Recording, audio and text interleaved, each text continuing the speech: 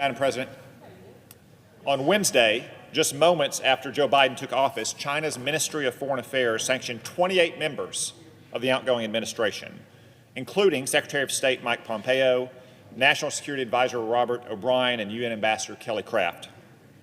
According to Chinese state media, these Trump administration officials were guilty of, quote, crazy moves which gravely interfered in China's internal affairs.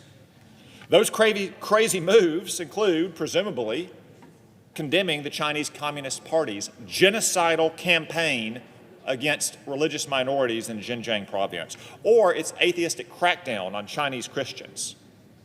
In addition to interfering, these officials allegedly offended the Chinese people and seriously disrupted U.S.-China relations. I guess that refers to some, such as Secretary of Health and Human Services Alex Azar, who traveled to Taiwan. Under the new sanctions, these officials are now barred from entering China.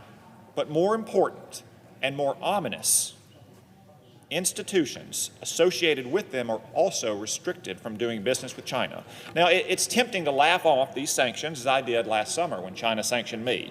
You won't have a second honeymoon in Wuhan, or you'll have to vacation in a non-genocidal country. But these sanctions are no laughing matter. They're not bluster. They're another step in China's long-term campaign to coerce Americans at every level of government and business. They are a direct attack on the independence of U.S. policy toward China and an attempt to blackmail the Biden administration with personal financial ruin in the future if they dare to stand up to the Chinese Communist Party. Some may start to think about the potential damage to their future, and they may start to sweat a little bit. Now, you may say, good, I'm glad that former government officials can't cash in on their service and go to influence peddling firms like WestExec or Albright Stone Ridge and sell access to the Chinese. I might even agree with that point, but consider a few other hypotheticals. The Chinese state media singled out book publishers as just one example of who could pay the price. Many public officials like to write memoirs, and these memoirs often add a lot to our understanding of current events. But Chinese state media singled out book publishers as an example of companies that would be banned from China if they associated with sanctioned individuals. And in fact, China has already used American books as pawns in the trade war with the United States. So will major publishing houses really risk losing access to the Chinese market for all their other titles to strike a book deal with, say, a former Biden cabinet official who was tough on China and ended up getting sanctioned? It's unclear, but I would say doubtful. Other public officials practice at big law firms.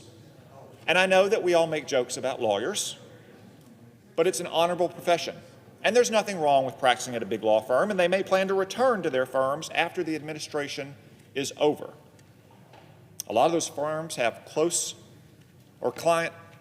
with close ties to China.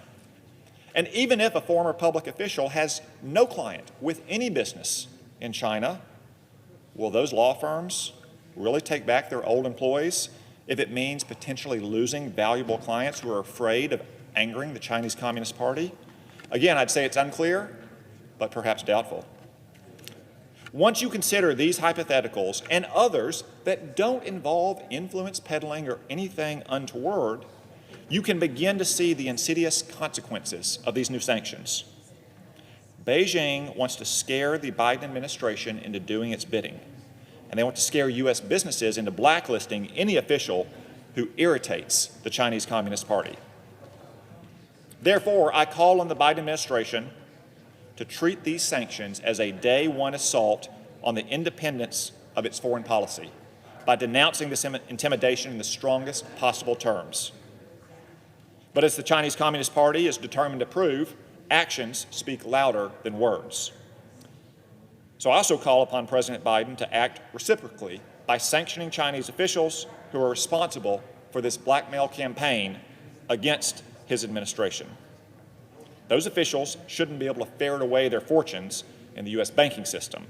the way so many corrupt Chinese oligarchs do, nor should their princeling children get degrees from our top universities or internships at prestigious Washington think tanks. President Biden should also refuse to nominate for senior positions individuals who are professionally or financially entangled with China, who could be compromised by the mere threat of sanctions. Finally, President Biden should determine whether Chinese Ambassador Cui Tiankai was involved in these sanctions, and if so, he should be expelled immediately for this egregious effort to subvert American foreign policy. And that's just for the short term. America must also begin to disentangle our economy from China, to decouple our economies.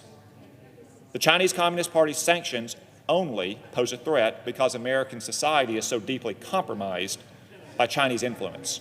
American corporations, the big banks, think tanks, universities, film studios, even our sports leagues, even LeBron James, are all addicted to Chinese cash.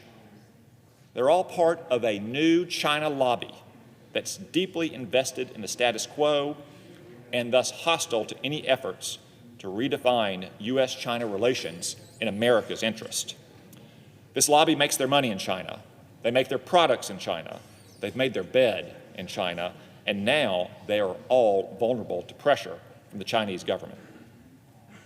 America hasn't been in a bind since our earliest days, when our young republic was encircled by hostile imperial powers.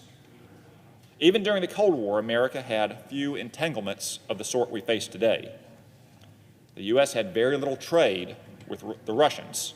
We competed in separate lanes like runners in a race. The new Cold War with China isn't so orderly. Communist China is wealthier and has more people than did Soviet Russia. And their economies have become deeply entangled.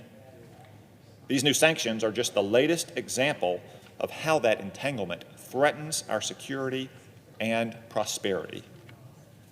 Here's how the United States can beat China in this strategic competition. First, the United States should impose restrictions on inbound and outbound investment with China.